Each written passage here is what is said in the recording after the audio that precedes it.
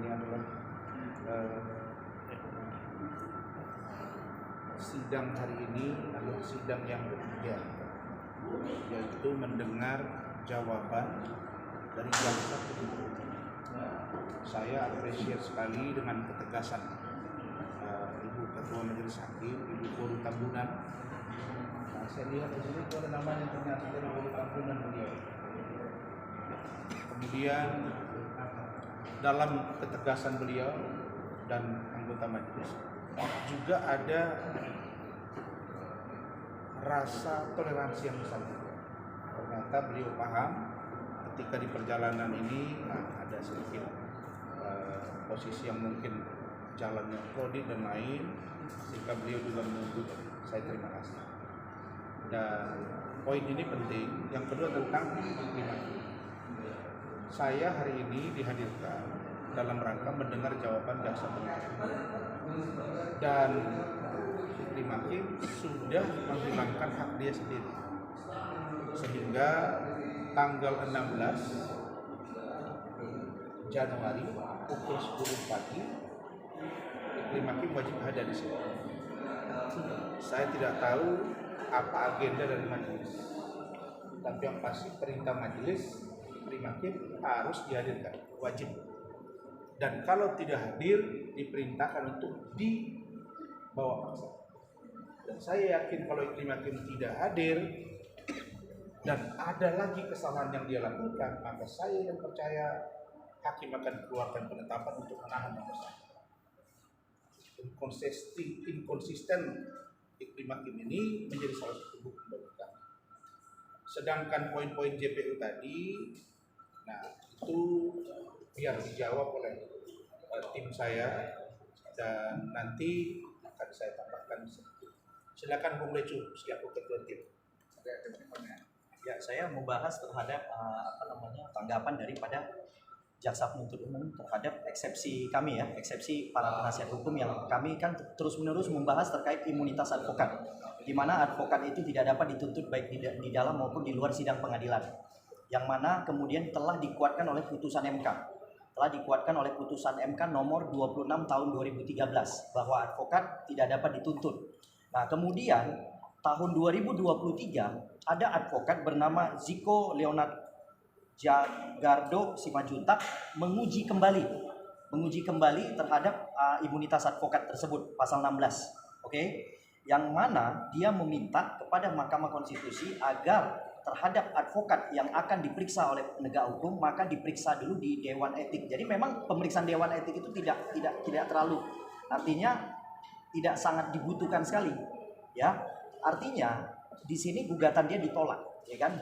Berarti artinya kalau gugatan dia ditolak di putusan nomor 108 tahun 2023, artinya dikembalikan kepada putusan yang awal, yaitu putusan MK nomor 26 tahun 2013. Jadi tetap bunyinya tidak dapat dituntut di luar maupun di dalam sidang pengadilan, yang mana sebenarnya di bypass pun tidak ada pemeriksaan etik pun nggak bisa dituntut. Intinya itu. Jadi menurut saya jaksa penuntut umum sedikit keliru menanggapi putusan MK nomor 108 PUU tahun 2023 terhadap gugatan Ziko Leonard Jagardo Simajuntak yang ditolak. Ya, jadi artinya tetap ya kembali kepada putusan MK nomor 26 tahun 2013 di mana advokat tetap tidak dapat dituntut baik di luar maupun di dalam sidang pengadilan. Ya, itu tanggapan dari saya. Oke. Terima kasih.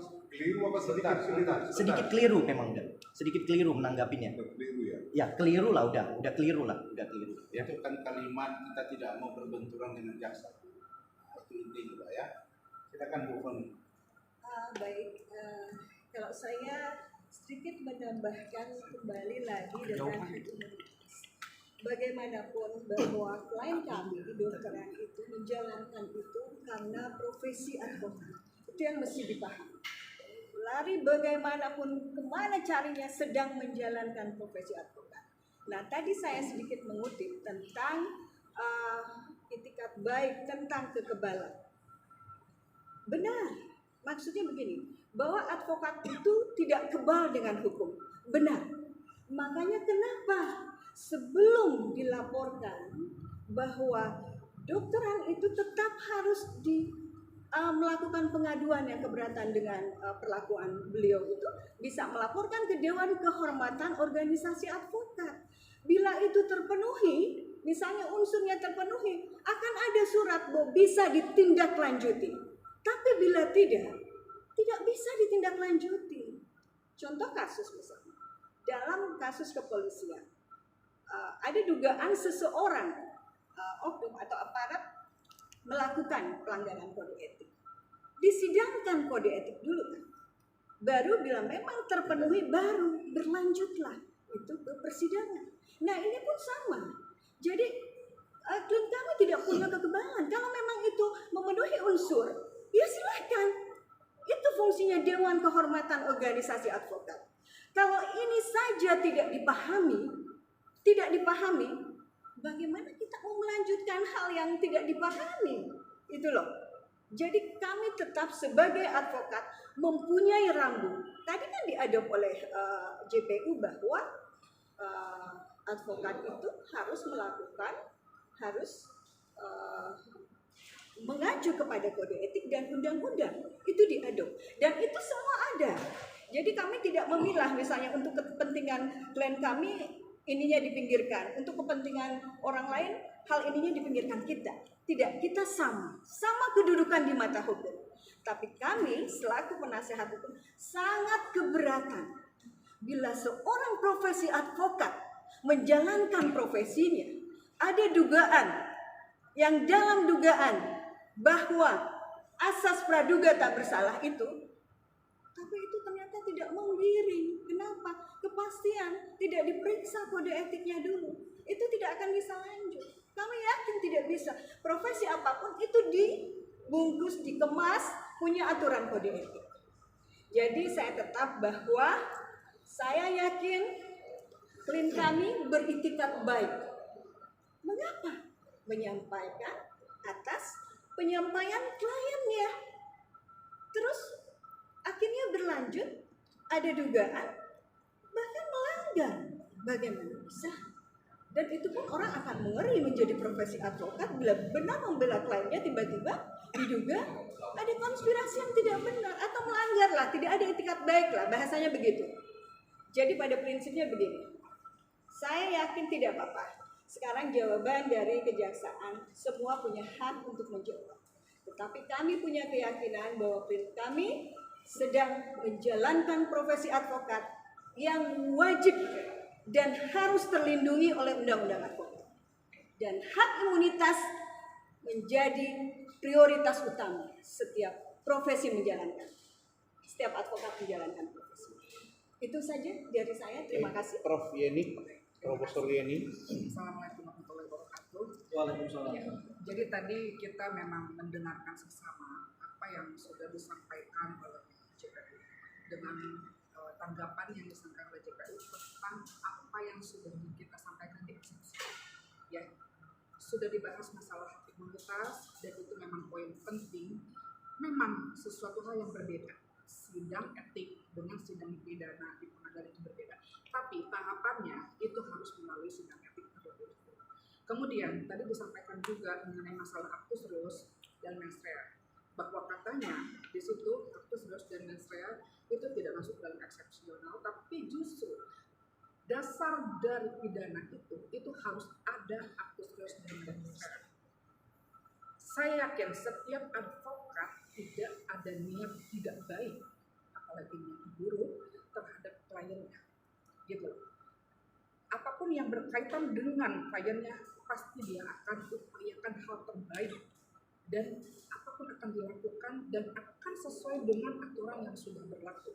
Saya yakin itu. Dan setiap advokat itu yakin sudah tahu aturan-aturan dasar dari undang-undang advokat dan apapun itu yang berkaitan dengan kode etik, mana yang harus disampaikan, mana yang tidak, dan harus bagaimana, itu juga sudah tahu. Karena kita juga melalui proses pendidikan dan semuanya ujian dan semuanya itu tidak mudah semuanya untuk mencapai itu. Gitu. Dan untuk klien kami pun seperti itu, saya yakin. Gitu. Jadi makanya di sini memang itu terpisah, tapi tahapannya harus melalui tahapan daripada sidang kode etik terlebih dahulu. Itu dari kami. Baik, jadi saya ingin sampaikan bahwa JPU tadi dia konsentrasi beberapa poin yang akan saya jabarkan nanti. Tapi poin penting dari situ diantaranya adalah bahwa tim hukum yang membela saya ini bukan seluruhnya dari Pradi Bersatu, ya Pak Lejo ya, bukan. Memang dipimpin oleh Pak Lejo Manang selaku Wakil Ketua Umum Pradi Bersatu DPN atas perintah dari Bapak Ketua Umum dan Pak Sekjen. Tetapi yang gabung ini beragam, Pak, adik-adik semua. Ada dari peradinya Bang Oto, ada dari peradinya Bang Junifer, Pak Luhut, Bang Haribuan maksud saya, dan juga ada dari Kadin. Dan masing-masing organisasi advokat ini memiliki dewan kehormatan. Gitu ya. Jadi fleksibel ini. Nah, jadi bagaimana itu? Nah, seperti apa? Lalu di JPU tadi jawabannya ada kaitannya dengan laporan Bintomawi Sumoro. Ada 2 jawaban yang disampaikan oleh eksepsi kami. Nah, itu yang paham itu Rahmat. Silakan. Bang agak ke tengah bang, sorry. Baik, saya pikir sebelum saya masuk ke materi yang disampaikan Pak Rasman tadi, ada satu tanggapan terhadap dalil pembuka yang disampaikan oleh jaksa tadi. Saya mencatat ini dan tadi pernyataannya adalah bahwa di dalam tanggapan jaksa menyampaikan atau menuduh dalil yang kami sampaikan pada eksepsi adalah dalil yang sesat dan membalikkan fakta yang dirangkai dengan kata-kata indah. Ini saya terkaget ketika mendengar itu. Saya harus klarifikasi bahwa Pak Jaksa, saya yakin dan percaya apa yang kami tuangkan di dalam eksepsi itu semuanya berdasarkan fakta, berdasarkan data, dan berdasarkan menurut hukum. Tidak ada satu kata pun itu yang kami tambah-tambahin. Karena memang faktanya, semenjak kejadian ini pada tahun 2022 sampai dengan proses penanganan perkara ini, itu sesuai dengan apa yang kami dalilkan di dalam eksepsi kami. Tidak ada yang kami tambah-tambahkan. Terkait dengan laporan Iklima, aduan Iklima ke Bareskrim, itu nyata adanya dan ada tanda terimanya. Terkait dengan laporan polisi Bintomawi Sumurung, itu juga nyata adanya. Tidak ada yang kami tambah-tambahkan sedikit pun. Pak Rasman ketika mengupload atau menyampaikan pada preskon itu berdasarkan kondisi kalau dalam azas hukum dikenal sebagai felicity condition. Artinya ada azas kepatutan. Seseorang itu memang diperbolehkan untuk berbicara mewakili kliennya gitu. Artinya ini perbuatan yang tidak dituntut oleh pidana, tidak dapat dituntut oleh pidana. Nah, kemudian terkait dengan eksepsi tindak pidana sedang tergantung atau subsudis. Nah, ini sebenarnya saya harus menolak apa tadi tanggapan jaksa. Sayang kami tidak diberikan kesempatan untuk memberikan tanggapan lebih lanjut. Tapi saya pikir ini harus menjadi pembelajaran bagi masyarakat dan ini harus diluruskan. Terkait dengan eksepsi subjudis ini, tadi jaksa menyatakan bahwa perihal ini bukan kewenangan jaksa dan juga bukan kewenangan hakim, tetapi ada pada kewenangan polisi. Dan kemudian terkait dengan subjudis ini masuk kepada pokok perkara. Ini 2 alasan bantahan tadi. Saya membantah bahwa inilah yang sebenarnya jaksa harus pegang teguh dan meyakini bahwa laporan Iklima, aduan Iklima ke Bareskrim sampai saat ini belum ada statusnya. Aduan itu adalah aduan yang selama ini disampaikan oleh Pak Rasman. Dasarnya gitu loh. Dalam dakwaan jaksa, kalau kita merunut ke belakang dulu sekali lagi, itu kan tuduhannya adalah Pak Rasman mengatakan bahwa Hotman Paris diduga melakukan pelecehan seksual kepada Iklima. Kan gitu. Nah, kemudian Iklima sudah membuat laporan. Artinya ada satu perbuatan melawan hukum atau satu tindak pidana yang proses hukumnya masih tergantung gitu loh. Nah, dalam hukum pidana tidak diperbolehkan ketika ada suatu data, ada suatu fakta, ada suatu kejadian yang dituduhkan adalah tindak pidana pencemaran nama baik, maka ini harus terlebih dahulu dibuktikan perbuatannya itu. baru dia masuk kepada pencemaran nama baik ini. Pencemaran nama baik ini sudah diatur dalam peraturan bersama tentang peraturan bersama tentang penjelasan terhadap pasal 27 ayat 3 ini gitu. Itulah peraturan antara Kapolri, Kejagung, dan juga Kominfo. Ini sangat jelas dinyatakan pada poin D. Teman-teman boleh buka lah kan itu. Dan itulah semua kemarin yang kami terangkan di dalam eksepsi kami. Nah kemudian kenapa perkara yang sedang menggantung ini di dalam eksepsi ini ada 2 laporan. Pertama terkait dengan aduan Iklima dan kedua laporan polisi Bintu Mawi Sumur. Karena memang di dalam dakwaan jaksa penuntut umum, saya lupa halamannya tapi nanti bisa sama-sama kita buka, itu ada sebuah video yang isinya itu ketika Pak Rasman bersama dengan tim hukum. Ada Leo Situmorang, ada Grip, ada Bu Ida gitu. Yang pernyataannya itu setelah menyampaikan laporan polisi atau setelah memberikan keterangan di Polda Metro Jaya. Nah, makanya semua perbuatan ini berhubungan. Nah, tadi jaksa secara gamblang menyatakan tidak ada hubungannya laporan Bintu Mawi Sumurung itu. Sebenarnya ada gitu. Kata-kata yang disampaikan, kata-kata yang diupload itu adalah kata-kata setelah mendampingi Bintu Mawi Sumurung gitu. Dan itu masuk kepada materi dakwaan. Harusnya itu jangan lempar batu sembunyi tangan gitu kan. Sudah memasukkan dalam materi dakwaan, kemudian kami jawab, tapi mengatakan bahwa itu tidak masuk pada materi dakwaan. Saya pikir itu aja Pak. Silakan Bu Ida. Terima kasih. Saya sebenarnya kecewa dengan jaksa ya. Jangan terlalu mendiskreditkan kita. Ini luar biasa. Masa dalam hukum menyatakan pendapat hukum kita dianggap sesat, kan itu tidak tepat ya. Kita minta jaksanya juga belajar lagi lah dalam bagaimana memberikan jawaban atau dakwaan itu. Semua jawaban eksepsi kami ada dalam dakwaan. Dakwaan itulah yang kami urai menjadi eksepsi, bukan di luar itu. Nah, di sini tadi sesuai dengan disampaikan Pak Rasman bahwa kami dari Pradioto ya sangat apa yang disampaikan oleh Pak Yusril Iza Mahendra bahwa undang-undang profesi advokat bukan undang-undang organisasi advokat ya, profesi itu undang-undang itu sangat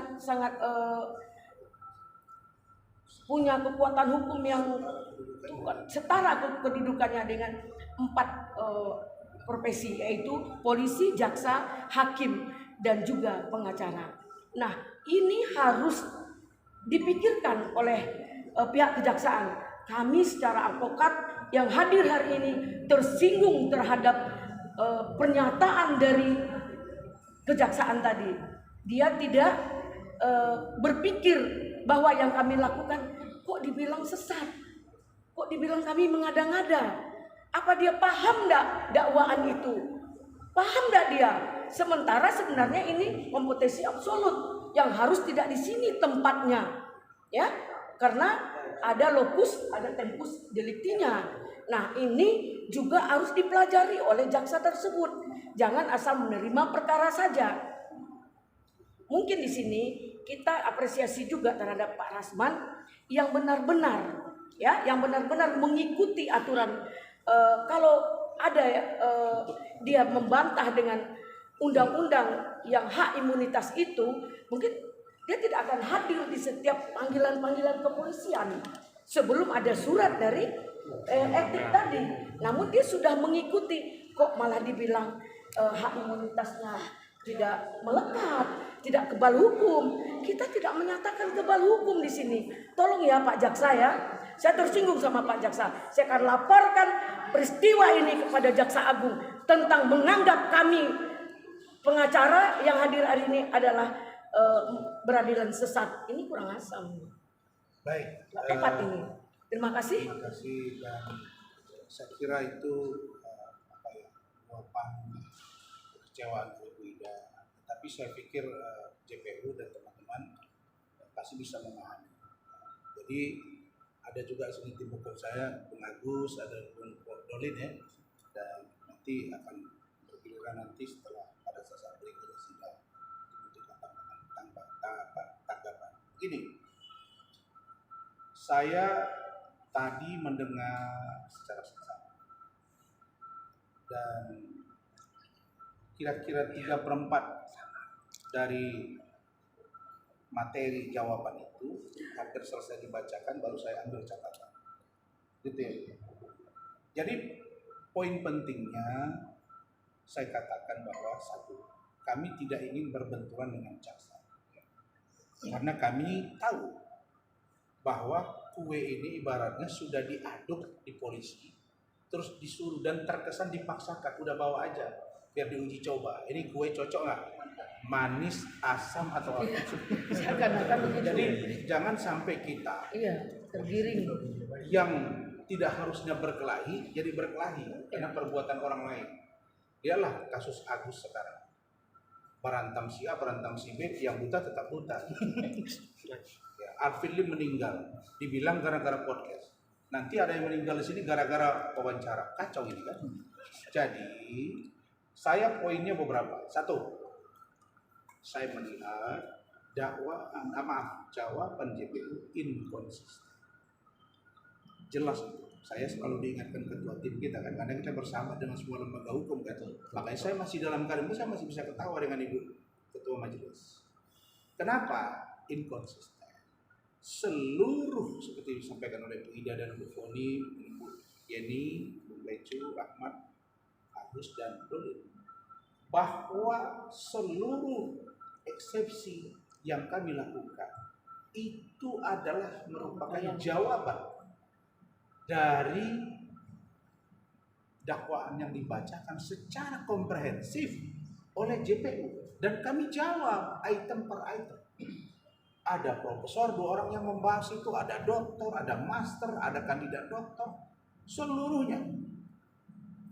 Jadi saya agak kaget ketika disebut tentang salah satu alasan kami mengatakan ini eksepsi harus diterima karena dakwaan itu dianggap sesat, kabur dan lain-lain. Itu salah satunya adalah menyebut ada laporan dari Binto Mawi Sumuro. Itu kita tampilkan karena di materi dakwaan mereka sebut itu hasil wawancara sebuah media. Ada Bu Ida, ada saya di situ. Dan itu dijadikan menjadi salah satu barang bukti oleh penyidik. Dan itu kita klarifikasi, kita gelar perkara. Tapi mereka tampilkan memang tidak ada hubungannya dengan Binto Mawi. Tapi seolah-olah ini ditarik-tarik bahwa Binto Mawi Sumuro mewakili DPP Forum Batak Intelektual melaporkan akun Instagram Hotman Paris Official ke Polda Metro Jaya. Saya adalah kuasa hukumnya di situ. Ya, kita mau tunjukkan bahwa ini salah satu materi yang Anda bacakan di dakwaan ini tidak benar, dan kita jawab, bukan malah dianggap kita tidak paham, gitu loh. Nah, tuh. Yang kedua tentang Dumas. Dumas, pengaduan masyarakat itu langsung dilakukan di Biro Opsional Bareskrim Mabes Polri. Yang menerima langsung adalah Brigadir Jenderal Polisi Bolli Trifono. Bisa kalian cek. Diterima langsung dan surat itu diregistrasi. Ada. Pertanyaannya, jaksa mengatakan itu kan lebih dulu dibuat laporan polisi, baru dibuat pengaduan. Nah, saya kan preskon itu satu atas permintaan Iqlim. Yang kedua, kita sedang melakukan somasi terbuka yang kita sampaikan secara lisan dalam waktu 7x24 jam. Nah, sekarang kita hitung saja. Dia tidak mau menanggapi itu, malah kita dilaporkan. Nah, karena dia melaporkan kita, ya kita majukanlah ke Dumas. Tapi sebelum Dumas, saya sudah mendampingi Iqlim di Polda Metro bersama Bu Ida dengan Pak Andar Situmorang. Karena laporannya waktu itu masih butuh beberapa dokumen penting, beralihlah besoknya ke Bareskrim Mabes Polri. Dan itu ada semua datanya. Enggak diproses. Ya. Baru sesuai dengan fakta hukum yang disampaikan oleh Ibu Foni, idealnya apa yang sampai ke Rahmat juga, pastikan dulu Dumas ini, proses dulu ini, apakah terbukti tidak dugaan pelecehan itu, baru proses ke saya. Itu poin. Poin yang ketiga, imunitas. Hak imunitas itu hanya ada di orang yang menjalankan tugas profesi. Ingat ya, tidak semua orang yang bekerja ada label profesi. PNS tidak ada profesi. Ya, tidak ada. Tapi jaksa, pengacara, hakim, dokter, wartawan, notaris itu ada profesi. Profesi itu menjalankan tugas di frame dengan sumpah. PNS biasa tidak disumpah. Tapi begitu dia dapat jabatan, baru dia disumpah. Ada penyidiknya juga di internal mereka. Kepolisian, dia dipidana, tapi juga dilalui dengan pemeriksaan etik. Makanya ada pemberhentian dengan tidak hormat. Betul nggak? Jadi ini semuanya terangkai oleh kami. Yang sesungguhnya sebetulnya menurut kami mungkin JPU teman-teman kami ini kurang jeli. Nah karena itu meskipun jawaban mereka begitu dan hakim sudah mengatakan akan ada putusan selat tanggal 23 Januari 2025 pukul 10 WIB, maka kami samaan wa ta'atan, kami ikut dan kami bantu. Mudah-mudahan eksepsi kami diterima karena Allah Maha membolak-balikkan hati manusia. Tapi kalau memang harus lanjut, monggo kami juga siapkan dengan semua tim yang solid, dengan data-data yang valid, dan itu akan kita uji karena nanti Hotman akan datang dan Iklim Makin akan datang. Saya kira itu dari kami dan saya ucapkan terima kasih dari teman-teman semua yang telah hadir. Begitu, ada yang mau ditanya? Bang, Iklima kali ini nggak hadir, alasannya apa, Bang? Iklima memang sudah ditegur oleh hakim 2 minggu lalu karena berangkat umrah tanpa izin JPU, tanpa pemberitahuan ke majelis. Dia beritahu majelis hanya 2 hari sebelumnya, itu nggak boleh karena dia dalam proses terdakwa. Karena itu hakim mengatakan bahwa hak dia untuk memberikan eksepsi, menyampaikan keberatan ditiadakan. Sehingga minggu depan dia wajib hadir. Untuk hakim mungkin mau tanya dia, sementara saya tidak wajib hadir. Nah, kami baru wajib hadir tanggal 23. Dan saya yakin Iklim Hakim juga akan disuruh untuk hadir. Nah, apakah Iklim Hakim datang atau tidak tanggal 16 saya nggak tahu. Tapi kalau dia tidak datang, sudah jelas perintahnya disampaikan 2 minggu lalu bahwa bawa paksa dan saya yakin akan keluar penetapan untuk ditahan. Tapi Abang sendiri untuk sidang selanjutnya akan hadir nggak, Bang? Oh enggak, saya rasa saya tidak datang, tapi saya akan suruh nanti tim saya untuk melihat persidangannya. Kenapa? Karena teman-teman media, saya infokan kepada dia bahwa itu acara boleh diikuti oleh seluruh media secara live. Hanya saja sebelum dimulai rekaman atau foto, izin ke yang mulia. Itu saja. Jadi silakan datang live, tidak apa-apa, karena sudah diizinkan. Nah, cuma barangkali perlu diinfo supaya tidak mengganggu. Memang di mana-mana bersidang begitu kan, saya sidang di Tipikor juga begitu. Rekan-rekan media siap, ambil gambar udah, setelah itu silakan live. Nah, nanti baru wawancara seperti ini. Oke? Dan seberapa persen Abang merasa bahwa apa yang Abang lakukan ini kalau yang saya lakukan itu jelas bahwa saya menjalankan tugas profesi. Begini ya.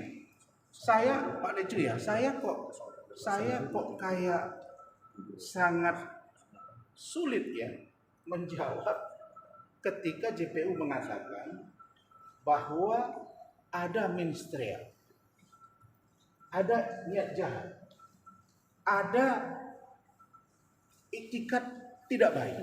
Ya Pak Deju. Tapi di awal mereka mengatakan, kalau begitu semua pengacara ini aja. Tapi di awal mereka bilang tadi bahwa iktikat baik ministerial tidak dapat diukur.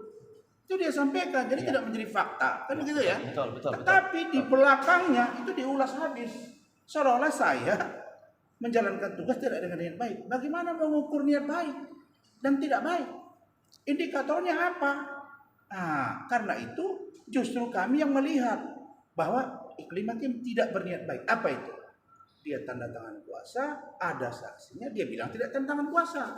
Dia bilang ke saya dia dilecehkan, belakangan bilang tidak dilecehkan. Hotman Paris bilang, oh itu bukan siapa-siapa, itu Hakim. Ada Itu anak mangga pencabutan besar. kuasa. Ada anak mangga besar, itu janda, dia bukan asli gua. Tiba-tiba Belakangan hubungan. bilang pacaran. Ada hubungan. Ada hubungan dan cium-cium depan saya. Apa? Nah, ini justru indikator minstrea dari dua orang ini. Iya, betul. Nah, itu yang akan kami buktikan. Maka kalau saya tidak masalah. Ya, ada lagi orang yang berbahagia meninggal amfilim, kan luar biasa manusianya itu. Ini tolonglah ya, kita ini dalam keadaan berduka. Alfilim dan kami semua ini penegak hukum. Kalau itu kau senang dan benci dengan orang yang berani, salah. Kita butuh orang-orang berani di negara ini. Iya, betul. Dengan catatan dia mengerti dan berani. Saya kira itu. Terima kasih. Oke.